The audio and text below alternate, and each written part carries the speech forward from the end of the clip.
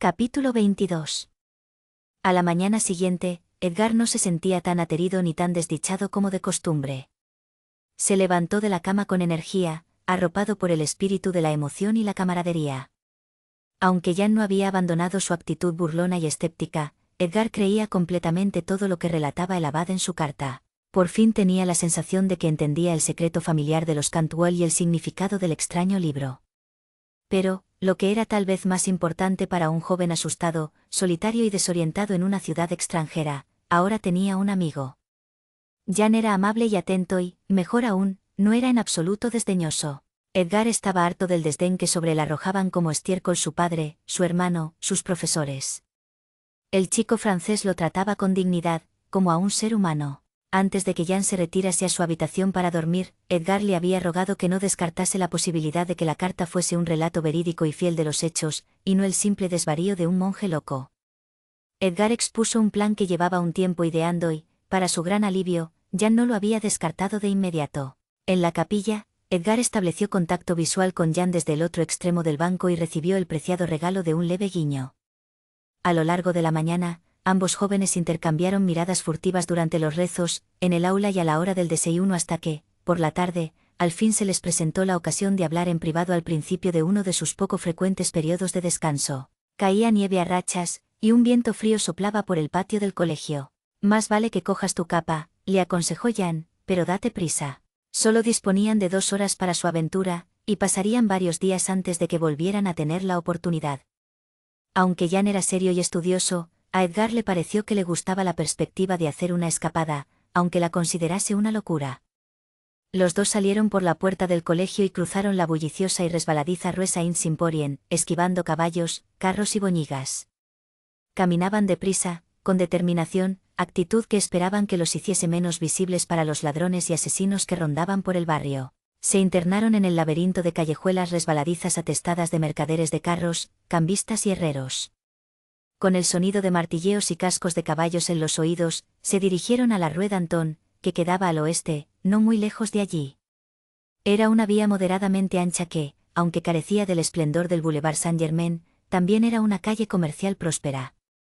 Las viviendas y tiendas de 3 y 4 plantas se apiñaban las unas contra las otras, y sus pisos superiores, apoyados sobre ménsulas, sobresalían por encima de las aceras. Las fachadas, pintadas de rojo y azul intensos, estaban revestidas de azulejos y paneles ornamentales. Unos letreros vistosos y evocadores identificaban los edificios como tabernas o tiendas. Estas daban a la calle, con mostradores en los que se exhibía todo tipo de artículos. Encontraron el número 15 de la Rue d'Anton a 3/4 de camino del río, donde el gran Sena se divisaba a lo lejos como un tajo gris. Alzándose de la Ile de la Cité, la aguja de la Catedral de Notre-Dame de París dominaba el paisaje urbano como una lanza clavada en el cielo. Edgar había visitado la catedral en su primer día en París, y le había maravillado que el hombre fuera capaz de construir algo tan imponente. Su ubicación en aquel islote pequeño y rechoncho en medio del Sena la hacía aún más asombrosa. Se prometió visitarla lo más a menudo posible. El número 15 correspondía a una casa en cuyos bajos se encontraba el taller de un artesano que hacía ollas y cacerolas, el único edificio de ese tramo de la calle que era de un austero blanco y negro, yeso blanco sin adornos y vigas negras vistas. Monsieur Naudin ha dicho que su apartamento está en la primera planta, recordó Jan, señalando unas ventanas. Subieron por la escalera fría y estrecha hasta el primer piso y llamaron a una puerta verde brillante. Al no obtener respuesta, la aporrearon de nuevo, con más fuerza e insistencia. «Hola», gritó Jan a través de la puerta.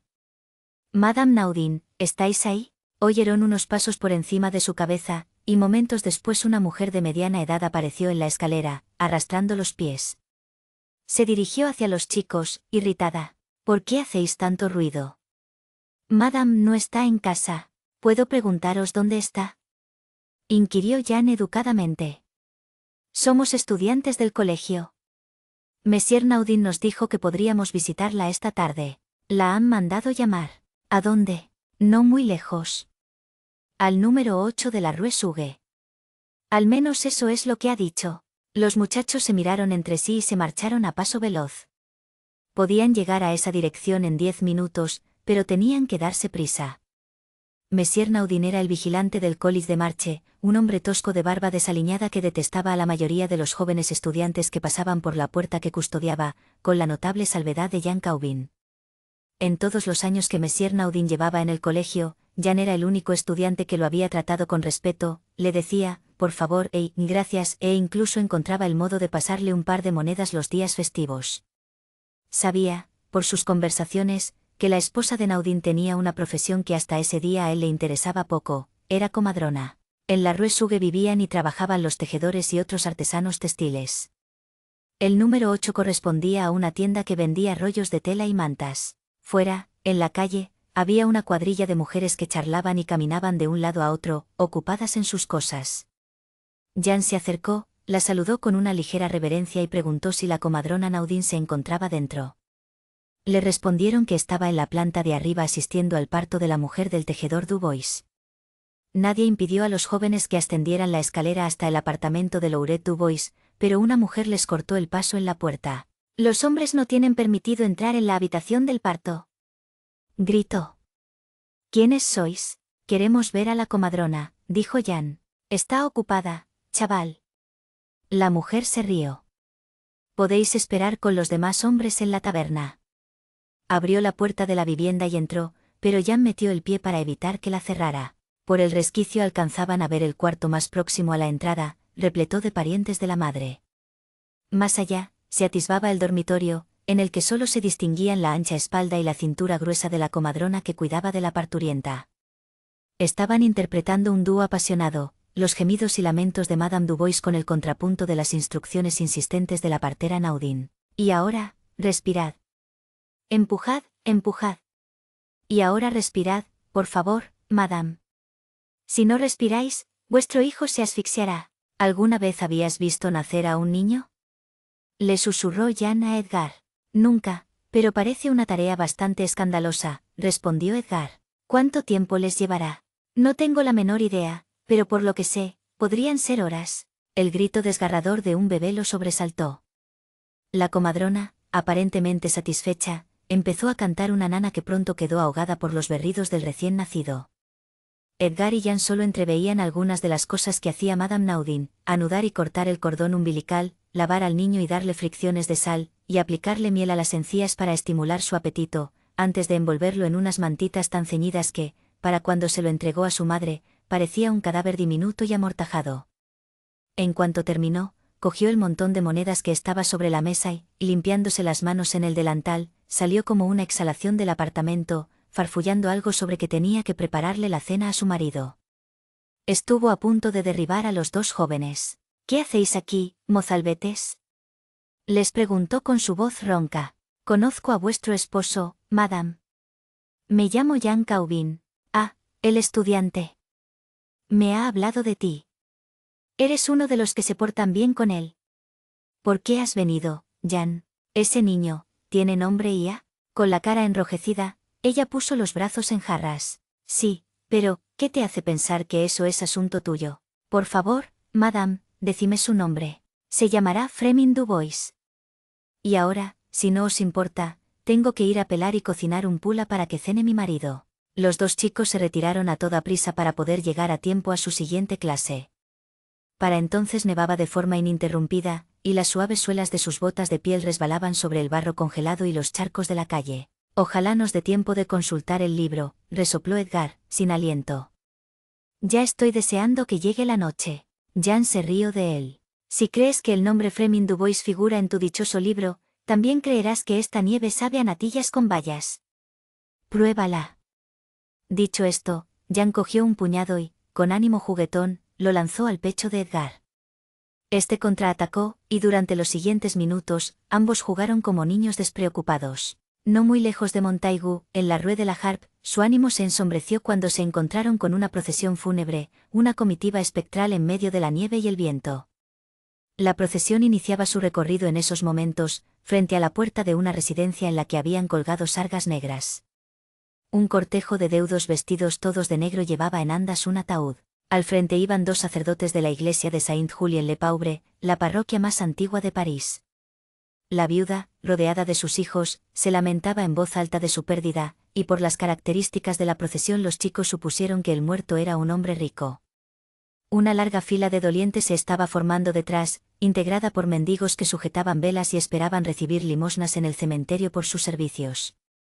Edgar y Jan aminoraron el paso, en señal de respeto, pero de repente el inglés se paró en seco y abordó a uno de los mendigos. «¿Quién es el difunto?», le preguntó en tono apremiante. El hombre apestaba, seguramente más que el cadáver. «Monsieur Jacques Bisset, señor.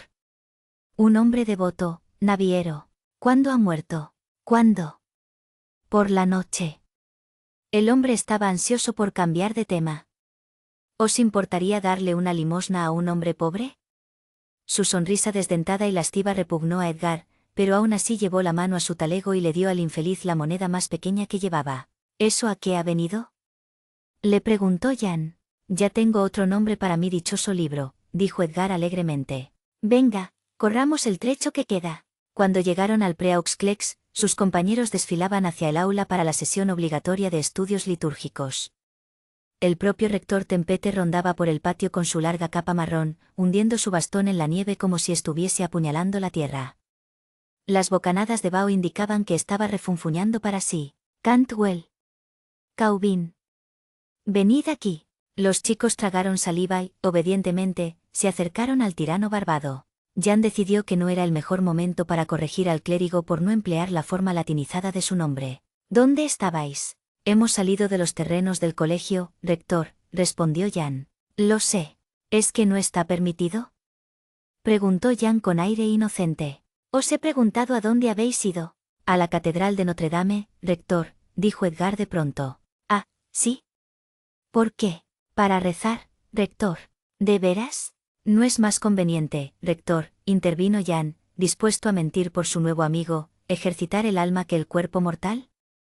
«La catedral es un lugar maravilloso para alabar a Dios, por lo que este paréntesis nos ha sido de lo más provechoso». Tempete apretó la empuñadura del bastón con la mano, decepcionado por no tener una excusa para blandirlo como un garrote. Masculló algo ininteligible y se alejó. Edgar tuvo que esforzarse al máximo para evitar la vara durante el resto del día. Tenía la mente en otro sitio. Ardía en deseos de coger su libro y comprobar si la nieve sabía en efecto a natillas. Al atardecer había dejado de nevar, y cuando los alumnos regresaron a su dormitorio después de los últimos rezos, el resplandor de la luna hacía que la nieve del patio pareciera engastada con millones de diamantes. Edgar se volvió hacia atrás y vio que Jan lo seguía. Para ser tan escéptico, estaba lleno de vigor y entusiasmo. Cuando Edgar entró en su habitación, Jan le pisaba los talones, y una vez encendidas las velas, este se quedó observando al inglés mientras sacaba el libro del baúl. «Encuentra la fecha», lo presionó Jan. «El 21 de febrero, vamos». «¿Por qué estás tan exaltado, Jan? Tú no crees en el libro». «Estoy ansioso por demostrar que es una patraña y así poder volver a mis estudios más productivos sin más distracciones». «Eso ya lo veremos», resopló Edgar. Se sentó en la cama e inclinó el libro de modo que le diese la luz. Pasó las páginas con frenesí hasta que encontró la primera entrada correspondiente al día 21 del mes. Apoyó allí un dedo para marcar el punto y siguió pasando las hojas hasta dar con la primera anotación del 22. «Cielo santo», susurró. «Hay muchísimos nombres para un solo día. Sé sistemático, amigo mío. Empieza por el primero y continúa hasta el último. De lo contrario, nos harás perder el tiempo». Al cabo de 10 minutos, Edgar tenía los ojos rojos y empezaba a sucumbir al cansancio de un largo día. «Ya he pasado de la mitad, pero me da miedo saltarme algo». «¿Puedes terminar tú la tarea, Jan?». Le cedió su sitio a Jan, que deslizó despacio el dedo por la página de renglón en renglón, de un nombre a otro. Pasó una hoja, luego otra, pestañeando rápidamente y pronunciando en voz baja todos los nombres, algunos de ellos difíciles o imposibles de descifrar dada la gran variedad de idiomas y escrituras. De pronto, su dedo se detuvo. «Mon Dieu, ¿qué pasa, Jan?». «Lo veo, pero me cuesta creerlo». «Mira, Edgar, aquí, 21 de febrero de 1527, Fremin du Bois Natus. Te lo dije». «Te lo dije». «¿Qué me dices ahora, mi descreído amigo francés?». Un cuarto de página más abajo, sus ojos se posaron en estas palabras: 21 de febrero de 1527 Jacques Bisset Mours. Dio unos golpecitos a la entrada con el dedo y animó al asombrado Jan a leerla también. Un espasmo nació en su diafragma y ascendió por su pecho hasta la garganta y la boca. Edgar se alarmó por los sollozos de Jan hasta que se percató de que las lágrimas de su amigo eran de alegría. «Edgar», exclamó, «es el momento más feliz de mi vida. He comprendido, en un instante y con claridad meridiana, que Dios lo prevé todo. Las buenas obras u oraciones no pueden obligar a Dios a cambiar sus sagrados designios. Todo está escrito. Todo está predestinado. Estamos verdaderamente en manos de Dios, Edgar. Ven, arrodíllate conmigo. Alabemos la gloria del Todopoderoso». Los dos muchachos se postraron de hinojos, el uno al lado del otro, y rezaron largamente hasta que Edgar apoyó despacio la cabeza en la cama y se puso a roncar. Jan lo ayudó con delicadeza a acostarse en el colchón y lo tapó con la manta. Reverencialmente, devolvió el voluminoso libro al baúl, apagó las velas y salió de la habitación sin hacer ruido. Capítulo 23. Isabelle trabajó durante una hora en una traducción meticulosa que escribía en una libreta de hojas pautadas. La letra de Calvino era una serie de garabatos casi ilegibles, y las construcciones y la ortografía del francés antiguo le exigían recurrir a todas sus habilidades lingüísticas. En determinado momento hizo una pausa para preguntarle a Will si le apetecía una copita. Aunque la tentación era muy grande, él declinó la oferta con determinación. Tal vez acabaría por ceder, o tal vez no, pero al menos no tomaría una decisión precipitada. En cambio, optó por enviar un mensaje de texto a Spence. Supuso que el hombre debía de estar subiéndose por las paredes por no tener noticias suyas. No estaba dispuesto a mandarle un informe detallado de cada paso, no era su estilo. Durante sus años en el FBI, sacaba de quicio a sus superiores por mantener en secreto la evolución de sus investigaciones y ofrecer información solo cuando necesitaba una orden judicial, una citación o, mejor aún, cuando ya tenía el caso listo y envuelto para regalo. Sus pulgares eran ridículamente grandes para las teclas del móvil, y la mecánica de escribir mensajes no era algo que le saliese de forma natural. Le costó una eternidad enviar un SMS de lo más simple: «Estoy haciendo progresos considerables. Van 2, faltan 2. No hay garantías pero tengo esperanzas. Un cosa es segura. Ahora sabemos mucho más que antes. No te decepcionarás. Dile a Kenyon que Juan Calvino está implicado. Espero volver a Enguay en un par de días. Piper». Le dio a enviar y sonrió. Entonces se dio cuenta, las pesquisas en la vieja mansión, el reto intelectual de la caza. Lo estaba pasando bien, tal vez incluso tendría que replanteárselo de la jubilación. Después de todo. 15 minutos más tarde, el mensaje fue reenviado del centro de operaciones de Área 51 a la BlackBerry de Fracture. Su Learjet avanzaba cada vez más despacio por la pista de aterrizaje de Groom Lake hasta que al fin se detuvo. Fracture tenía que asistir a una reunión con el comandante de la base y el secretario Lester, que participaría por videoconferencia. Al menos tendría novedades de las que dar parte. Leyó el mensaje por segunda vez, se lo reenvió a De Corso, que estaba sobre el terreno, y se preguntó, ¿quién diablos es ese tal Juan Calvino? Mandó un correo electrónico a uno de sus analistas para que elaborase una lista de todos los Juan Calvino que constaban en la base de datos. Su analista tuvo la sensatez y el tacto de responder simplemente con un enlace a una página de la Wikipedia. Fracture le echó una ojeada antes de entrar en la sala de reuniones del edificio Truman, situado muchos metros bajo tierra, al nivel de la cripta. «Por Dios santo», gimió para sí. ¿Un teólogo del siglo XVI? ¿En qué se estaba convirtiendo su trabajo? Isabelle dejó la pluma y anunció que había terminado. «De acuerdo, voy a ponerte en antecedentes. Calvino nació en 1509 en una aldea llamada Noyen, y lo enviaron a estudiar a París hacia 1520. Asistió a un par de escuelas afiliadas a la Universidad de París, primero al College de Marche de Estudios Generales, luego al de Teología de Montaigu. ¿Seguro que no quieres una copa?» Will frunció el ceño. «Me lo estoy pensando, pero no». Ella se sirvió una copa de ginebra. En 1528 ingresó en la Universidad de Orleans para estudiar Derecho Civil, por voluntad de su padre. Los abogados ganaban más que los clérigos, igual que ahora. Piensa que hasta ese momento él era un católico muy estricto y doctrinario, pero fue en esa época cuando tuvo lugar su gran conversión. Martín Lutero había caldeado el ambiente, desde luego, pero Calvino entró en escena pisando fuerte, rechazó el catolicismo y se volvió protestante. En esencia, fundó una nueva rama que imprimió un rumbo más radical a la religión. Hasta ahora, no se sabía qué provocó este cambio en él. ¿Hasta ahora?, preguntó Will. «Hasta ahora». Escucha esto. Cogió su libreta y comenzó a leer en voz alta. Mi muy querido Edgar. Me cuesta creer que hayan transcurrido ya 2 años desde que me marché de Montaigu a Orleans para cursar la carrera de Derecho.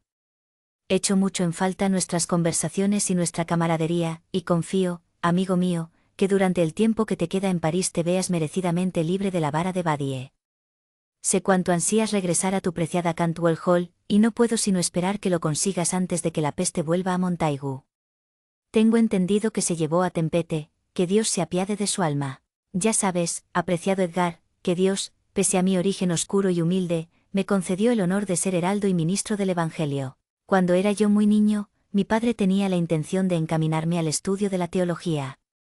Pero cuando cayó en la cuenta de que la práctica del derecho resultaba muy lucrativa para quienes la ejercían, cambió de idea súbitamente. Así pues, me ordenó que abandonara el estudio de la filosofía y me consagrase al del derecho. Me esforcé cuanto pude, pero Dios me hizo tomar otro camino con las riendas secretas de su providencia. Entenderás muy bien a qué me refiero, pues te hallabas presente en el momento de mi auténtica conversión, aunque ha sido necesaria una reflexión profunda para convencerme del rumbo que debía dar a mi vida. Tu milagroso libro de las almas, tu valiosa joya de la isla de Bectis, demuestra que Dios controla por completo nuestro destino. Pudimos confirmarlo ese maravilloso día de invierno en París, cuando descubrimos que el libro predecía en efecto un venturoso nacimiento y una infausta muerte. Descubrimos que solo Dios elige el momento de nuestro nacimiento y de nuestra muerte, y, por ende, todo lo que acontece durante nuestra estancia en la tierra. Por tanto, debemos adjudicar a Dios tanto la presciencia como la predestinación. Cuando atribuimos presciencia a Dios, queremos decir que todas las cosas han estado siempre, y estarán por toda la eternidad, ante su mirada, que para su sabiduría no hay pasado ni futuro, sino que todos los sucesos son presente, hasta tal punto que no es solo que él conciba la idea de dichos sucesos, sino que los ve y los contempla verdaderamente como si estuvieran desarrollándose ante él. Esta presciencia se extiende al mundo entero y a todos los seres. Por ello, solo Dios elige a quienes acoge en su seno, sin basarse en su mérito, su fe o sus corruptas indulgencias, sino únicamente en su propia misericordia. Las supersticiones del papado no importan. La codicia y el engreimiento de las formas degeneradas del cristianismo no importan. Lo único que importa es el don de la devoción verdadera que recibí ese día, y que me llevó a arder en deseos de progresar hacia una doctrina más pura fundamentada sobre el poder absoluto y la gloria de Dios. Debo señalarte como el causante de que me imbuyese del deseo singular y piadoso de buscar todo aquello que es puro y sagrado, y por eso te da las gracias y te saluda tu amigo y servidor leal, Johannis Calvinus Orleans, 1530. Isabelle bajó la libreta. Vaya, se limitó a decir, sin aliento. Esto es algo gordo, ¿verdad? Preguntó Will. Sí, señor Piper, es algo muy gordo. ¿Cuánto debe de valer esta perla? No seas tan materialista. Esto posee el mayor valor académico que puede imaginarse. Es la revelación de uno de los puntales de la Revolución Protestante. La filosofía de la predestinación de Calvino se basa en su conocimiento de nuestro libro. ¿Te haces una idea? Suena a un dineral. Millones, suspiró ella. Antes de que terminemos, podrás añadir un ala nueva a la casa. No, gracias. Me conformo con reformar la instalación de agua y electricidad y el tejado. Apuesto a que ahora sí que aceptarás una copa. ¿Queda más whisky por ahí? Después de la cena, Will siguió bebiendo a un ritmo lo bastante constante para notar que el cerebro empezaba a vibrarle de forma armónica. La idea de que llevaba 2 y le faltaban 2 reverberaba en su mente. Estaba a 2 pistas de completar la misión y volver a casa. La situación aislada de la vieja y fría mansión, aquella chica preciosa, el whisky que corría a raudales, todo en conjunto lo embriagaba, minaba sus fuerzas y su determinación. No es culpa mía, pensó, atontado. No lo es. Volvían a estar junto al fuego del gran salón. ¿Y los profetas? Preguntó Will haciendo un esfuerzo. ¿Qué hay de los profetas? ¿De verdad te sientes con energía suficiente para buscar la siguiente pista? Repuso ella. Yo estoy agotada. También arrastraba las palabras. Iban directos hacia una repetición de la jugada. Dime nombres de profetas. Ella crispó el rostro. Veamos. Isaías, Ezequiel, Mahoma. No sé. ¿Hay alguna relación entre alguno de ellos y la casa? No se me ocurre ninguna, pero estoy hecha polvo, Will. Sigamos por la mañana, estaremos más frescos. Tengo que regresar a casa pronto. Empezaremos temprano, te lo prometo. No la invitó a su habitación, tuvo la fuerza de voluntad suficiente para no hacerlo. En cambio, se sentó en un sillón lleno de bultos junto a la cama y escribió torpemente un mensaje de texto a Nancy. La pista 2 estaba detrás de un azulejo con un molino. Otra revelación. La trama se complica. Pasemos a la pista 3. ¿Conoces nombres de profetas? Ojalá estuvieras aquí. 20 minutos más tarde, cuando empezaba a vencerlo el sueño, no tuvo la fuerza de voluntad suficiente para evitar que Isabelle entrara a hurtadillas en su habitación. Oye, lo siento, farfulló mientras ella se deslizaba bajo las sábanas. Mi esposa. Ella soltó un quejido. ¿Puedo quedarme a dormir? ¿Solo a dormir? Le preguntó como una niña. Claro. Siempre estoy dispuesto a probar algo por primera vez. Ella se durmió acurrucada contra él y, al amanecer, no se había movido ni un milímetro. Era una mañana agradable y templada para esa época del año. Después del desayuno, Will e Isabelle pensaban aprovechar que hacía un día radiante para pasear al aire libre y definir su plan de ataque. Cuando Will subió a por su jersey, Nancy lo llamó al móvil. ¿Qué pasa? Contestó. Es temprano para ti. No podía dormir. Estaba releyendo tu poema. Ah, muy bien. ¿Y eso? Me pediste ayuda, ¿recuerdas? Te quiero en casa, así que estoy motivada. ¿La segunda pista era importante? Sí, en un sentido histórico. Voy a tener mucho que contarte. El nombre de un profeta. ¿A qué crees que se refería el viejo Willy? Tú eres forofa de Shakespeare. En eso estaba pensando. Seguro que Shakespeare conocía todos los profetas de la Biblia, Elías, Ezequiel, Isaías, Jeremías, además de Mahoma, claro. Ella ya ha pensado en esos. ¿Quién? Él titubeó por unos instantes. Isabelle, la nieta de Lord Cantwell. Will, dijo ella, muy seria. Es solo una estudiante, se apresuró a aclarar, y añadió, ninguno de esos nombres nos dice nada. ¿Y Nostradamus? Preguntó ella. Isabelle no lo ha mencionado. Dudo que Shakespeare nombrase a Nostradamus en ninguna de sus obras, pero en esa época ya debía de ser famoso en toda Europa. Sus profecías eran un bestseller. Las he consultado de madrugada. Vale la pena tenerlo en cuenta, dijo Will. ¿Qué pinta tenía Nostradamus? Era un tipo con barba y una túnica. Hay muchos de esos por aquí, suspiró Will. El jardín trasero de la casa estaba descuidado y lleno de hierbajos altos que empezaban a marchitarse con el clima otoñal. En otro tiempo había sido un bello jardín de 2 hectáreas que había ganado premios y ofrecía vistas panorámicas de los campos y bosques por encima de los setos de arbustos autóctonos.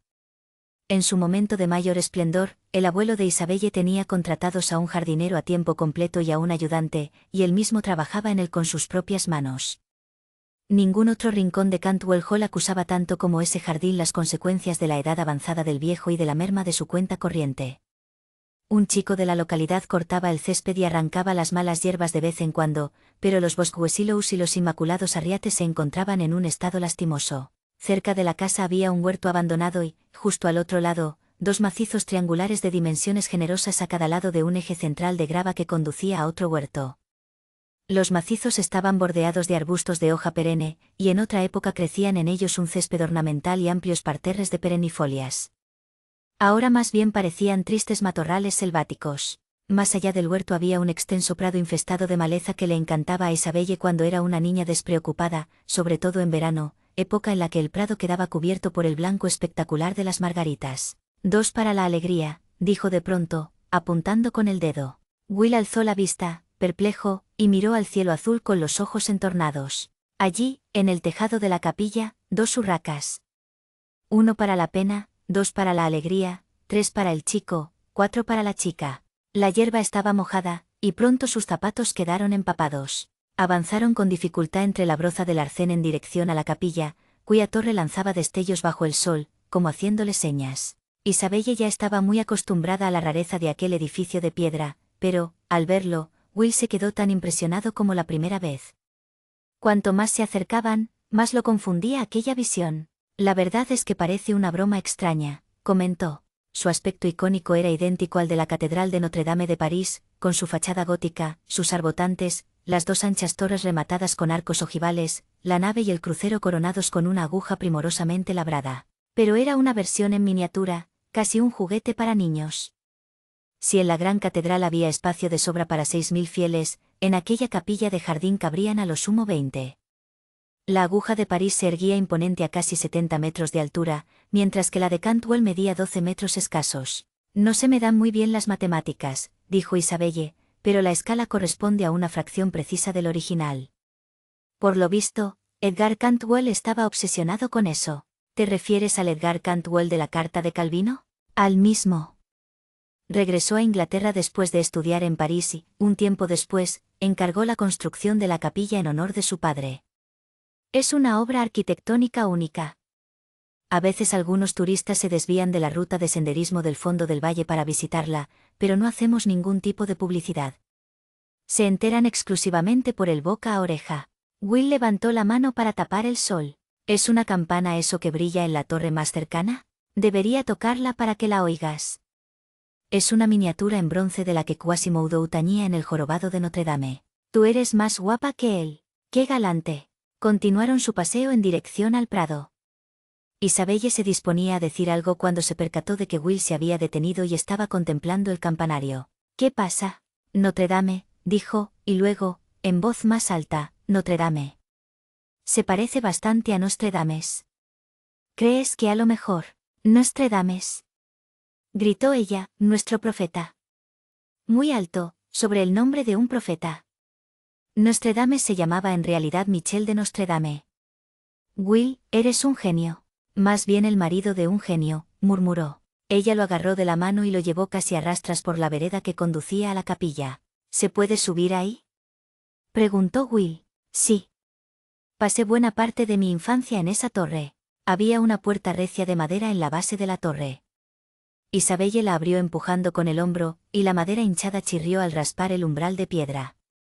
Se dirigió rápidamente al púlpito y señaló en el rincón una puertecita tipo Alicia en el País de las Maravillas. Aquí arriba. Pasó por la estrecha abertura casi con la misma facilidad que cuando era niña.